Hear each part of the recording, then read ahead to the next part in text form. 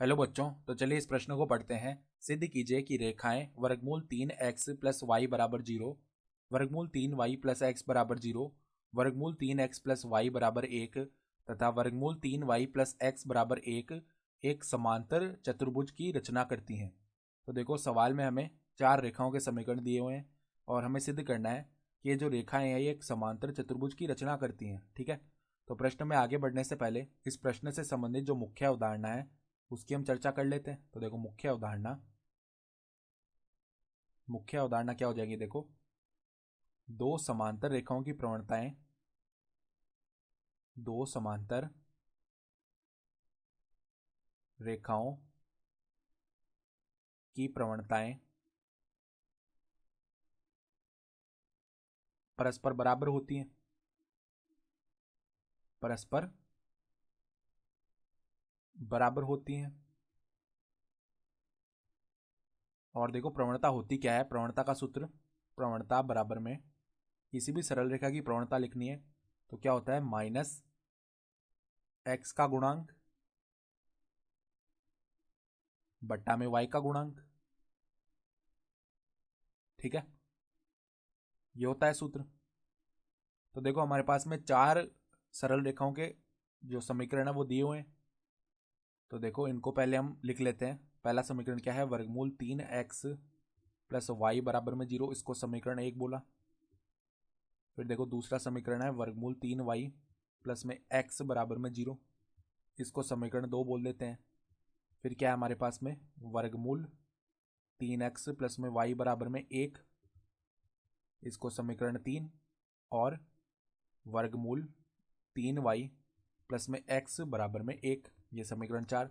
तो समांतर चतुर्भुज सिद्ध करना है। तो समांतर चतुर्भुज में क्या होता है, जो आमने सामने की भुजाएं होती है वो परस्पर समांतर होती हैं। ठीक है, तो इस तरीके का होता है। देखो, समांतर चतुर्भुज, जो आमने सामने की भुजाएं हैं ये परस्पर समांतर होती हैं। ठीक है, तो समांतर होंगी तो आमने सामने की जो भुजाएं हैं वो जिन सरल रेखाओं से बनी है उनकी प्रवणताएं भी आपस में बराबर होंगी।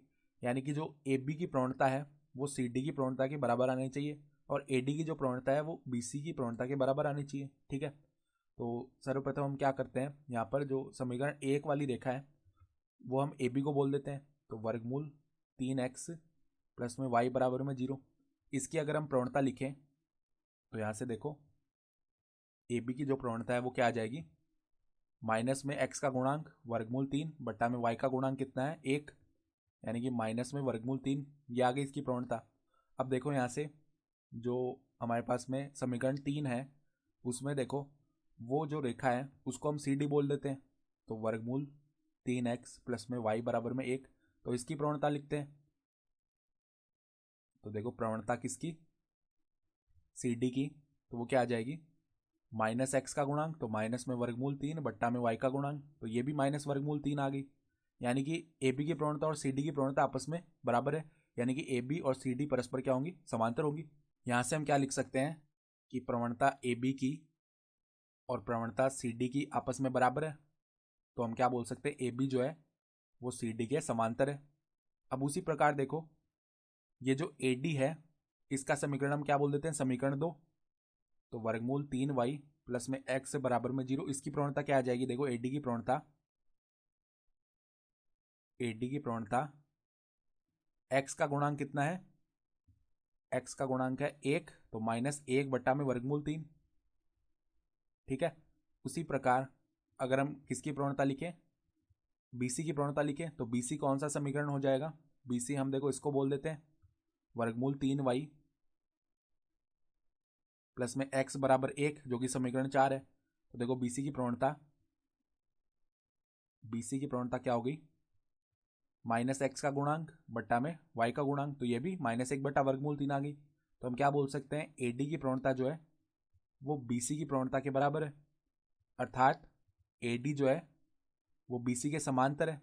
तो देखो, आमने सामने की भुजाएं जो है वो समांतर आ रही है, तो हम क्या बोल सकते हैं, चूंकि सम्मुख भुजाएं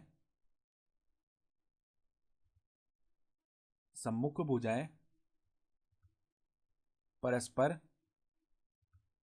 समांतर हैं, सम्मुख यानी आमने सामने की भुजाएं, सम्मुख भुजाएं परस्पर समांतर है, अतः अतः ABCD एक समांतर चतुर्भुज है। एक समांतर चतुर्भुज है, ठीक है। यही हमें सिद्ध करना था, तो दी गई अवधारणा के आधार पर हमने सिद्ध कर दिया। तो आशा करता हूं कि आपको यह प्रश्न समझ में आया होगा। धन्यवाद।